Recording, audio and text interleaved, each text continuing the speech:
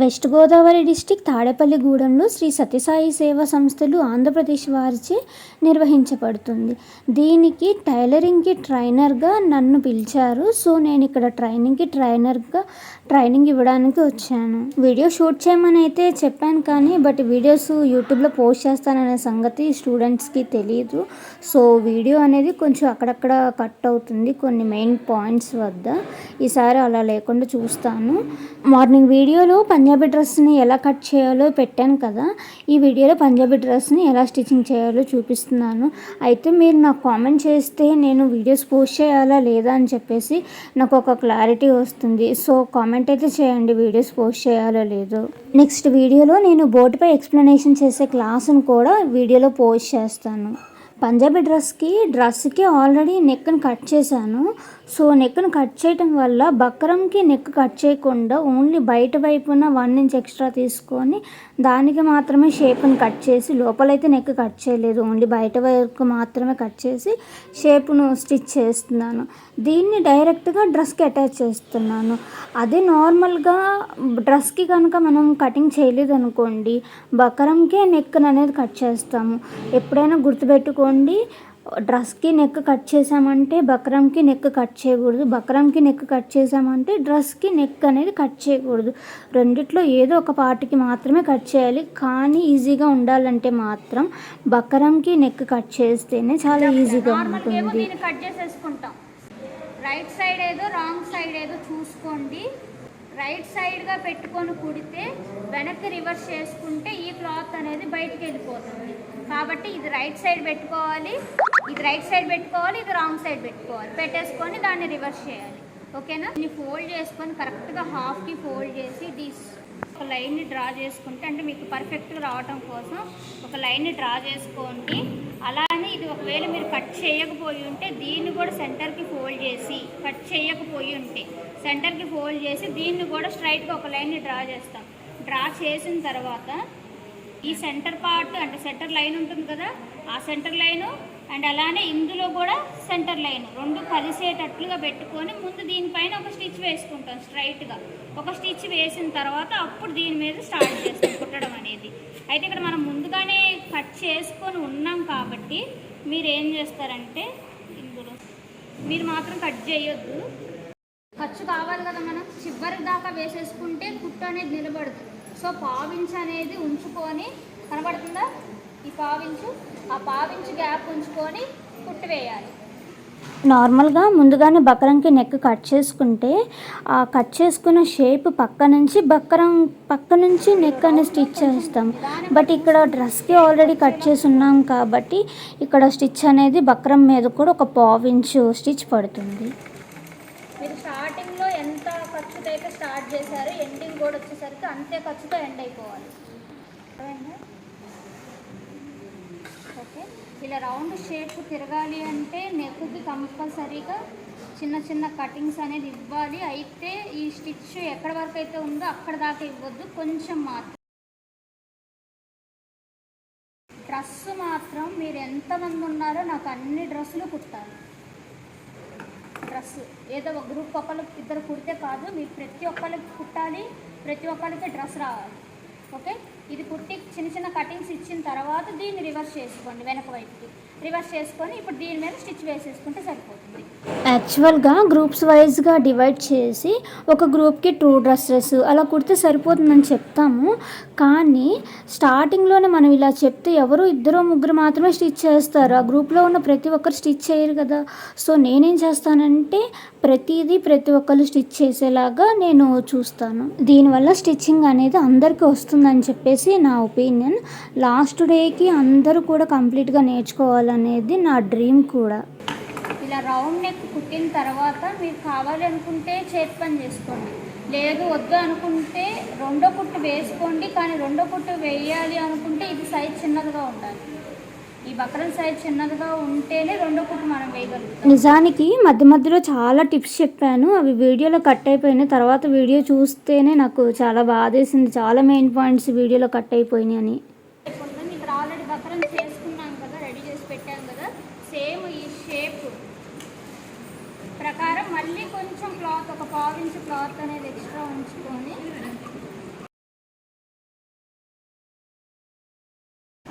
దీనికి ఇలా ఫోల్డ్ చేసి కుట్టండి ఒకసారి. ఇక్కడికి రాగానే మొత్తం కలిపి మళ్ళీ మొత్తం ఫోల్డ్ చేయండి ఒకేసారి. ఆల్రెడీ చెప్పాను కదా నెక్ డ్రెస్కే కట్ చేస్తున్నామని చెప్పేసి, అందువల్ల దీన్ని కట్ చేయలేదు. ఫ్రంట్ స్వీట్ హార్ట్ నెక్ ఇలా డైమండ్ నెక్ వచ్చేలాగా ఫ్రంట్ అయితే తీసుకున్నాము. సో ఆల్రెడీ మార్కింగ్ చేసిన మార్కింగ్ని ఇలా పై వైపున కనపడేలాగా పైన లైట్గా డ్రా చేస్తున్నాము. ఇష్టమని కాదు, తర్వాత ఎప్పుడైనా మీకు ఒకవేళ ఇలా జరిగితే ఇలా కుట్టుకోవచ్చు. ముందుగా నెక్ కట్ చేసుకొని ఉంటే ఒక ఐడియా కూడా వస్తుంది మీకు దీనివల్ల. సో నెక్ అనేది అటు ఇటు మూవ్ అవ్వకుండా ఆ నెక్కి ఆల్రెడీ లైన్ అనేది డ్రా చేసుకొని ఉన్నాం కదా, ఈ నెక్ అలానే బక్రం పైన ఉన్న నెక్ రెండు సేమ్ ప్లేస్కి వచ్చేటట్టు అడ్జస్ట్ చేసి మొత్తం పిన్స్ పెట్టేసుకొని అప్పుడు స్టిచ్ చేస్తున్నాను. దానివల్ల చాలా ఈజీగా ఉంటుంది. ఒక పావించి గ్యాప్ పెట్టి కుట్టుకున్నాము, దీనికి కూడా పావించి గ్యాప్ పెట్టి కుట్టుకోవాలి. దీనికి ఒక పావించి గ్యాప్, అలానే ఫ్రంట్ దానికి ఒక పావించు లేదా బ్యాక్ దానికి 6 ఇంచు అలా పెట్టారనుకోండి, ఏమవుతుంది ఈ షోల్డర్ సైజ్ అనేది తగ్గుతుంది. ఒకటి పెద్ద సైజు వస్తుంది, ఒకటి చిన్న సైజు వస్తుంది. కాబట్టి దీనికి మనం ఎంత డిస్టెన్స్ ఆల్రెడీ వేసుకున్న దానికి ఎంత డిస్టెన్స్లో అయితే మనం ఇక్కడ స్టిచ్ వేసుకున్నామో సేమ్ దీనికి కూడా అంతే డిస్టెన్స్లో స్టిచ్ వేసుకోవాలి. అప్పుడు మాత్రమే ఈ షోల్డర్ అనేది సేమ్ ఈక్వల్గా ఉంటుంది. సో ఇక్కడ కూడా నేను అక్కడ దాంట్లో ఎంతైతే పెట్టానో ఇక్కడ కూడా అంతే పెడుతున్నాను.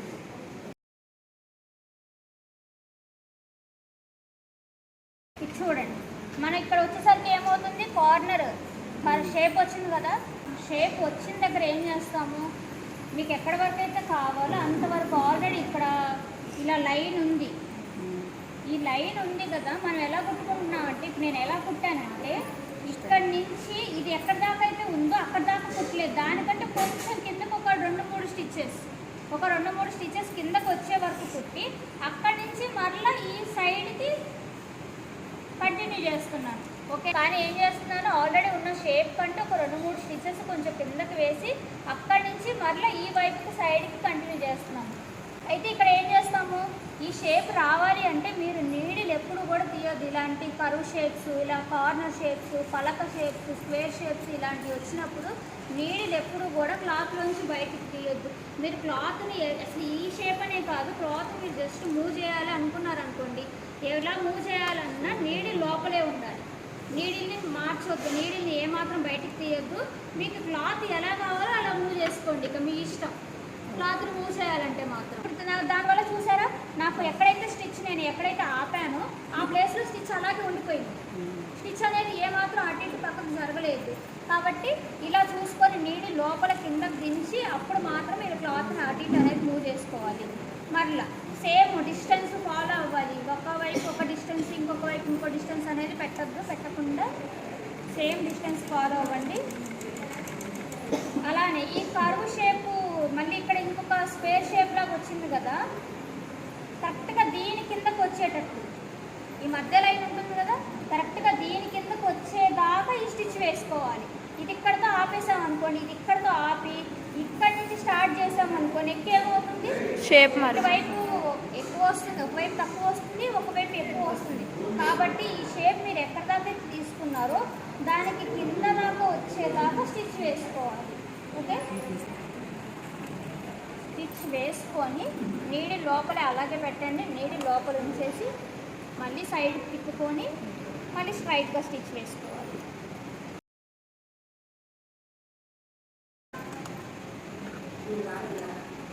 కొంచెం ఇలా సైడ్కి వచ్చేదాకా స్టిచ్ వేసుకోవాలి. అంటే మనం పావించే డిస్టెన్స్ ఇక్కడ గ్యాప్ పెట్టాం కదా, ఆ డిస్టెన్స్ వస్తుందో లేదో ఆ ప్లేస్ వచ్చే వరకు ఒక స్టిచ్ వేసుకొని మళ్ళీ ఇప్పుడు ఇటు తిప్పేసుకుంటాం.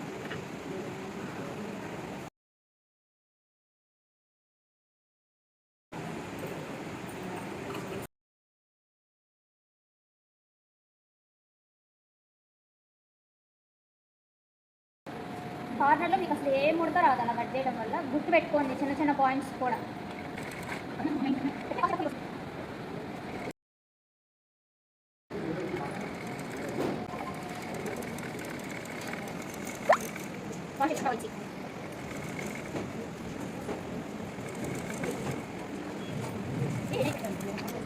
ఓకే, ఫ్రంట్ బ్యాక్ నెక్స్ట్ కుట్టేసుకోవడం అయిపోయింది. ఫస్ట్ మనం స్టార్ట్ చేయాలంటే నెక్కులతోనే స్టార్ట్ చేయాలి. రఫ్ చేయాలి. రఫ్ అంటే వెనక్కి ముందుకి ఒక 2-3 సార్లు జస్ట్ పాదాన్ని ఎక్కుతూ కొంచెం మళ్ళీ పాదానికి కొంచెం తొక్కి ఎత్తుతూ లేపుతూ దించుతూ అలా ఒక 2-3 స్టిచెస్ వేసామంటే ఈ స్టార్టింగ్ ప్లేస్లో కొంచెం గట్టిగా ఉంటుంది. ఇంకా లాస్ట్కి ఈ లాస్ట్ కూడా రఫ్ చేయగలనంటే చేసుకోండి. ఇలా ఒక స్టిచ్ కాదు, కంపల్సరీగా 2 స్టిచెస్ అనేది వేసుకోవాలి.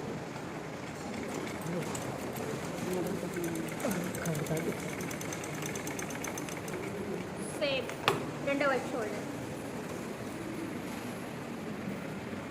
కట్ చేసుకునేటప్పుడు ఫ్రంట్ పార్ట్ ఏది ఎటు జాయింట్ అవ్వాలి, తర్వాత బ్యాక్ పార్ట్ ఏది, ఫ్రంట్ పార్ట్ ఏది అని చెప్పేసి ఇక్కడ చిన్న మార్కింగ్స్ పెట్టుకొని ఉన్నాం కదా, ఐడియా ఉంది కదా. అయితే ఈ హ్యాండ్స్లో కూడా ఫస్ట్ కింద వైపున డబల్ ఫోల్డింగ్ వేయాలి. ఒక్క ఫోల్డింగ్ వేస్తే అంటే కింద వైపున అంచు ఉందనుకోండి, బోర్డర్ ఉందనుకోండి, ఒక ఫోల్డింగ్ సింగిల్ ఫోల్డింగ్ వేస్తే ఏం ప్రాబ్లం ఉండదు. కానీ కింద వైపున బోర్డర్ లేదు అనుకుంటే మాత్రం కంపల్సరీగా 2 ఫోల్డింగ్స్ అనేది వేయాల్సింది.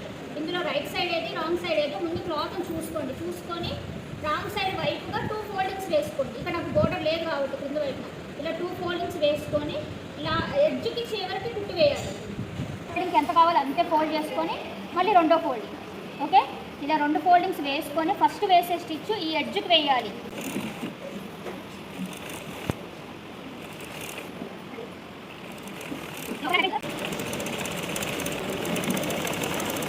హ్యాండ్స్ మాత్రం 2 ఒకేసారి కుట్టేసుకోండి. ఇలా ఒక స్టిచ్ వేసాం కదా, ఇప్పుడు ఒక ఎడ్జ్కి వేసాము, నెక్స్ట్ ఇంకొక ఎడ్జ్కి వేసుకోండి.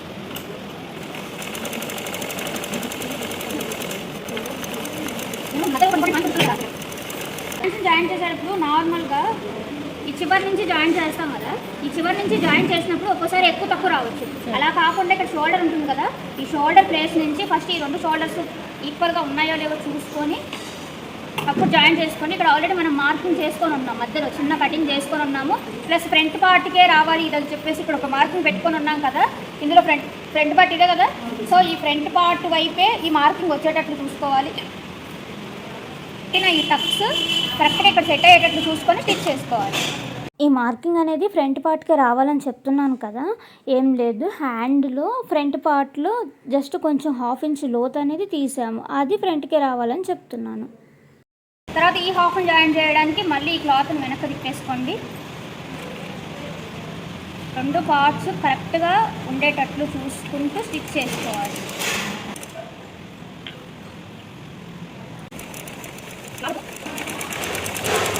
మళ్ళీ డబల్ స్టిచ్ కంపల్సరీగా ఏది కుట్టినా సరే డబల్ స్టిచ్ అనేది కంపల్సరీ వేసుకోవాలి. అయితే వేసుకునే డబల్ స్టిచ్ పక్కన స్టిచ్ కాదు వేయాల్సింది, స్టిచ్ మీద స్టిచ్ వేయాలి. రెండో స్టిచ్ ఫస్ట్ స్టిచ్లో కొంచెం అటు ఇటు పోయినా రెండో స్టిచ్ వేసుకున్నప్పుడు కొంచెం దాటిని సరి చేసుకోవచ్చు.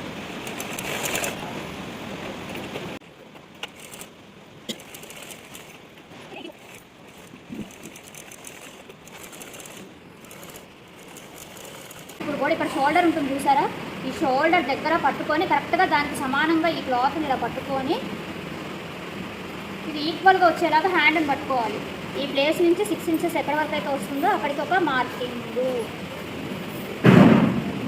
ఇలా మార్కింగ్ చేసుకొని మీకు టైట్ అవుతుందేమో అనిపిస్తే ఒక్క 1/2 ఇంచ్ లైట్గా పెంచుకోండి కుట్టు, జస్ట్ పక్కకి కొంచెం కుట్టేసి కంపల్సరీ కొంచెం రఫ్ చేసుకొని నెక్స్ట్ 10 వచ్చిందా, 10 అంటే 1 పార్ట్కి 10 అని కదా, అంటే ఇది నాకు ఎన్ని పార్ట్స్ మీద ఉంది, 2 పార్ట్స్ మీద, అంటే నేను ఎంత తీసుకోవాలి, 20 తీసుకోవాలి. మొత్తాన్ని మెజర్ చేసుకోండి ఒకసారి, ఈ లాస్ట్ నుంచి ఈ లాస్ట్ దాకా మెజర్ చేస్తే 24 ఉంది. 24 ఉందంటే ఎక్స్ట్రా 4 ఇంచెస్ ఎక్స్ట్రా ఉంది. అయితే ఆ 4 ఇంచెస్ని ఒక 2 ఇంచెస్ ఇటువైపు, ఇంకొక 2 ఇంచెస్ అటువైపు ఖర్చు కోసం వదిలేసుకోవాలి. కానీ ఇంకొక 1/2 ఇంచ్ ఎక్స్ట్రా పెట్టమంటున్నాను కదా, అంటే ఇంకెంత అంటే 1.5, అటు ఒక 1.5 వదులుకుంటే సరిపోతుంది. అర్థమైందా? 9.5 18 19 మొత్తం 2 పార్ట్స్ మీద 19 కదా రావాల్సింది. ఇక్కడ బాడీ హైట్ పెట్టుకొని ఉన్నాం కదా, ఆ హైట్ ప్లేస్లో లూజ్ చూసుకోండి. 19 అంటే ఇది 23 ఉంది. 23 ఉందంటే ఇంకా ఎక్స్ట్రా ఎంత ఉన్నట్టు 4. అర్థమవుతుందా నేను చెప్పింది? 4 ఇంచెస్ ఉంది. 4 ఇంచెస్లో అటొక 2 ఇంచెస్ ఇటొక 2 ఇంచెస్ వదిలేస్తాం. అటు ఇటు వదిలేసుకొని మార్క్ చేసుకోండి. మార్క్ చేసుకొని దీని నుంచి ఇలాగా, అర్థమైంది ఇది? నెక్స్ట్ కోసం లూజ్ ఎంత తీసుకున్నాం? 1.5 1.5 కానీ మొత్తం ఇలా కూడా తెలియాలి మీకు. మొత్తం ఎంత 11 అంటే 22, 2 పార్ట్స్ మీద 22 వస్తుంది. ఇక చూసారా 22 అంటే మనం 1.5 ఇంచ్ కదా మనం ఎక్స్ట్రా పెట్టింది. 22 అంటే 25లో అటొక 1.5 ఇటొక 1.5 ఖర్చు కోసం వెళ్తుంది. ఈ స్కర్ట్స్ ఎక్కడ వేసుకోవాలనేది తెలియటం కోసం ఈ మార్కింగ్ పెట్టుకున్నాం. ఈ మార్కింగ్ ఈ పాయింట్ ఎక్కడి వరకు అయితే వస్తుందో ఆ పాయింట్కి స్కర్ట్స్ వేసుకుంటే, అంటే ఆ ప్లేస్ వరకు స్కర్ట్స్ వేసుకుంటే సరిపోతుంది. ఎంత 1.5, ఇక్కడి నుంచి 1.5 మార్క్ చేసుకోండి సరిపోతుంది. ఓకే,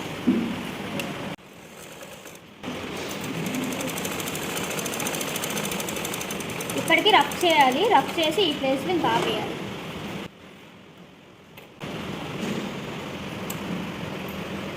రెండోది, ఎప్పటికప్పుడు దారాలు వెంటనే కట్ చేసుకోండి, తర్వాత చేద్దాం అని అనుకుంటాం, కానీ తర్వాత పూర్తిగా డ్రెస్ అయిపోయిందంటే బోర్ కొట్టేసింది. ఇట్లా చిన్న చిన్న వర్క్ చేయాలంటే ఎప్పటికప్పుడు కట్ చేసుకోండి వేస్టేజ్. కానీ ఇక్కడికి వచ్చేసరికి ఆల్రెడీ వేసిన ఫస్ట్ స్టిచ్కి కలిపేసేయండి. ఆ రఫ్ దగ్గర రఫ్ చేసి ఆపేయాలి. ఇంకొక హ్యాండ్కి డిఫరెన్స్ ఏమన్నా ఉంటుందా మెజర్మెంట్స్లో? కాబట్టి సేమ్ దీనికి కూడా 6 ఇంచెస్ తీసుకోండి.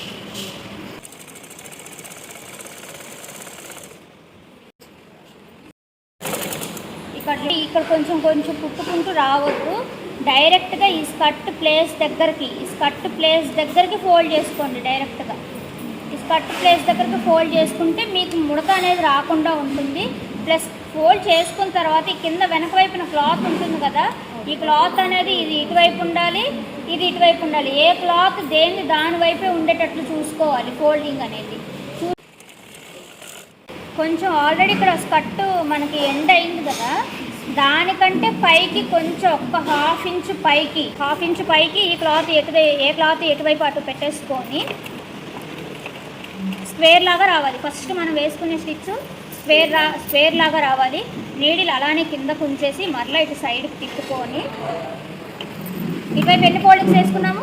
2 ఫోల్డింగ్స్. అలానే ఇటువైపున కూడా ఇంకొక 2 ఫోల్డింగ్స్ వేసుకోండి. Same as it is 2 foldings వేసుకోండి. ఏమాత్రం కింద వైపున క్లాత్ లేకుండా చూసుకోండి. క్రింద వైపున సాఫ్ట్గా ఉండాలి చూస్తే. కొని అడ్డంగా స్టిచ్ వేయండి. ఫస్ట్ స్టిచ్ స్క్వేర్గా ఉంటుంది, తర్వాత వచ్చేసి వీ షేప్లో ఉంటుంది. ఇక్కడతో ఎండ్ అయిపోయింది అనుకున్న తర్వాత మళ్ళీ ఇటు తిప్పేసుకోండి. నీడి లోపలే ఉండాలి కంపల్సరీగా. మళ్ళీ ఇటు తిప్పేసుకొని మళ్ళీ డబల్ ఫోల్డింగ్ లాస్ట్ దాకా ఈ ఫోల్డింగ్ వేసుకుంటూ రండి. సో దీన్ని ఇలా స్టిచ్ చేసి చూపిస్తూ ఉండగా ఇలా లాస్ట్కి వచ్చేసరికి చిన్న మీటింగ్ ఉందని చెప్పేసి పిలిచారు. ఇక నెక్స్ట్ కూడా కంటిన్యూ చేశాను. అయితే రెండో ఎడ్జ్ వైపు వేసుకోవాలి, బట్ అది షూట్ అయితే చేయలేదు. ఇక స్టిచ్చింగ్ కంప్లీట్ అయిన తర్వాత ఇక వీళ్ళ టర్న్ అయితే స్టార్ట్ అయింది. ఇక అందరూ కూర్చొని కంపల్సరీగా ప్రతి ఒక్క డ్రెస్ని కట్ చేయాలని చెప్పాను. సో ఒకరు మెజర్మెంట్స్ తీసుకుంటుంటే ఇంకొకరు నోట్ చేయటం, ఇలా ప్రతి ఒక్కళ్ళు వాళ్ళ వర్క్ అయితే చేసుకుంటున్నారు. రేపటి క్లాస్లో వీళ్ళందరూ స్టిచ్ చేసుకున్న తర్వాత వాళ్ళు వేసుకుంటే ఆ డ్రెస్ ఎలా ఉందో పోస్ట్ చేస్తారు. కానీ ప్రతి ఒక్కళ్ళు సెకండ్ డేకే వాళ్ళ మెజర్మెంట్స్ ఓన్గా తీసుకోవడం, నాకు తెలియకుండా స్టిచ్ చేసి చూపించడం చాలా